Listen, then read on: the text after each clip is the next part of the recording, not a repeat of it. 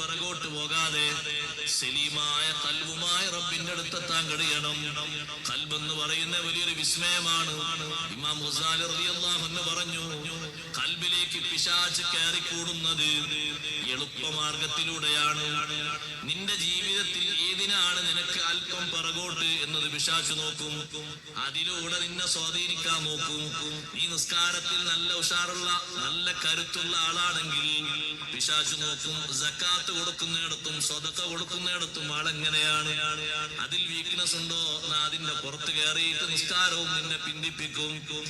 നീ എല്ലാ വിഷയത്തിലും ആള് 100% ബെറ്റർ ആണെങ്കിൽ നിന്റെ സമ്പാദ്യം എങ്ങനെയാണെന്ന് പിശാച് നോക്കും. നിന്റെ മോഹം എങ്ങനെയാണ്, കിട്ടുന്നത് മുഴുവനും സ്വീകരിക്കുന്ന ആളാണോ, എന്നാ നിനക്ക് സാമ്പത്തികമായി ഒരുപാട് പറ്റാത്ത വഴികൾ തുറന്നു തരും.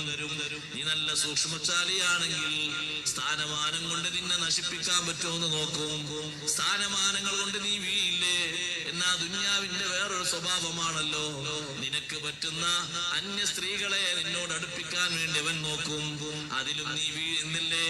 എന്നാൽ കുറെ ആളുകൾ നിന്റെ ബഹുമാനങ്ങൾ പറഞ്ഞ് നിന്നെ ഉയർത്തിയാൽ നിന്റെ ഖൽബ് എങ്ങനെ ഉണ്ടാകുമെന്ന് നോക്കും. ഏത് ഭാഗത്താണ് കുഴപ്പമെന്ന് ശൈത്താൻ ഇങ്ങനെ നോക്കും. സാമ്പത്തികമായി വലിയ പരാധീനതയുള്ള ആളാണ്, എവിടുന്ന് കിട്ടിയാലും സ്വീകരിക്കും. എന്നാ പിന്നെ ഒരുപാട് ചൂഷണ മേഖലകളുണ്ടല്ലോ, ഏതെങ്കിലും ഒന്നിൽ അയാളെ പൊടിച്ചു നോക്കും. അതിലയാളെങ്ങനെ നല്ല താല്പര്യപ്പെട്ട് അങ്ങനെ പോകുന്ന ആളാണെങ്കിൽ പിന്നെ ആ വഴിക്ക് അങ്ങനെ കയറിയിട്ട് അവന്റെ ഖൽബ് മുഴുവനും കേടാ. അല്ല, അവൻ എല്ലാ വിഷയത്തിലും സൂക്ഷ്മത ഉള്ള ആളാണ്. എന്നാ പിന്നെ ഏതെങ്കിലും മയക്കുമരുന്നൊന്ന് തൊട്ട് കൊടുത്തു നോക്കാൻ പറ്റും. ചെറുത് ആദ്യം തൊടിച്ച് പിന്നെ വലുതിലേക്ക് അങ്ങനെ കൊണ്ടുവരും. ചാബല്യങ്ങൾ ഏത് ഭാഗത്തുണ്ട്, ഏത് ഭാഗത്ത് കുറവുണ്ട്, അവിടെ നോക്കിയിട്ട് പിടിച്ചിരുത്തിയിട്ട് നന്മകൾ മുഴുവനും നിന്നിൽ നിന്ന് ഒഴിവാക്കാനുള്ള ശ്രമം. പക്ഷെ അവൻ പതിയിരിക്കുന്ന ഭാഗം, നിന്നെ സ്വാധീനിക്കാൻ വേണ്ടി അവൻ ഇരിക്കുന്ന ഭാഗം, അവൻ സ്വീകരിക്കുന്ന ഭാഗം നല്ല മാർഗത്തിലാ വന്നിരിക്കുന്നത്. എന്നാണ് അള്ളാഹുവിനോട് സത്യം പറഞ്ഞു. അള്ളാഹുവേ, ഞാൻ ഈ മനുഷ്യന്മാര് കാരണമാണല്ലോ, ഇവരെ സമൂഹത്തിന്റെ ഒന്നാമത്തെ ആളായ ആദം അലൈഹിസ്സലാത്തു വസ്സലാമിന്റെ കാരണമാണല്ലോ ഞാൻ അവിടുന്ന് ഇങ്ങോട്ട് പോകുന്നത്. അതുകൊണ്ട് ലഹും അവർക്ക് വേണ്ടി ഞാൻ തപസ്സിരിക്കും. സിറാത്തക്കൽ മുസ്തഖീം, നിന്റെ ശരിയായ റൂട്ടിൽ അവിടെ ഇരുന്നിട്ട് അവരെങ്ങനെ വലിക്കണം.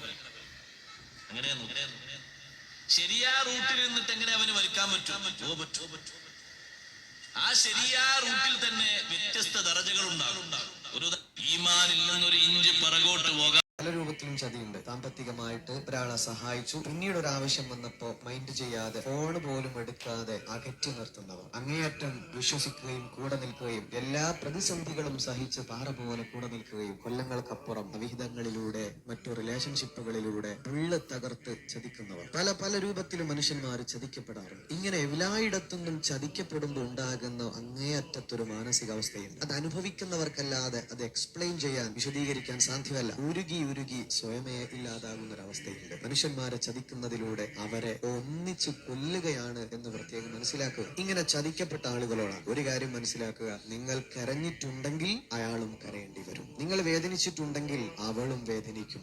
ഇന്നല്ലെങ്കിൽ നാളെ അവരും തകർന്നു തരിപ്പണാകും. ഇത്തരം പ്രതിസന്ധികളെ നമുക്ക് തരണം ചെയ്യാൻ പറ്റും. മനസ്സ് ബോൾഡ് ആവുക. ജീവിതത്തിൽ ഞാനല്ല, ആയിരക്കണക്കിന് മനുഷ്യന്മാർ ഇത്തരം വേദനയൊക്കെ അനുഭവിക്കുന്നവരാണ് എന്ന് മനസ്സിലാക്കി ധൈര്യമായിട്ട് മുന്നോട്ട് പോവുക.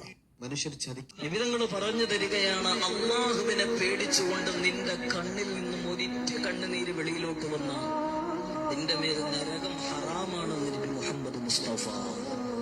അള്ളാഹു ഭാഗ്യം തരുമാറാവട്ടെ. ബാപ്പു മരിച്ചപ്പോ കരഞ്ഞില്ലേ? ഉമ്മ മരിച്ചപ്പോ കരഞ്ഞില്ലേ?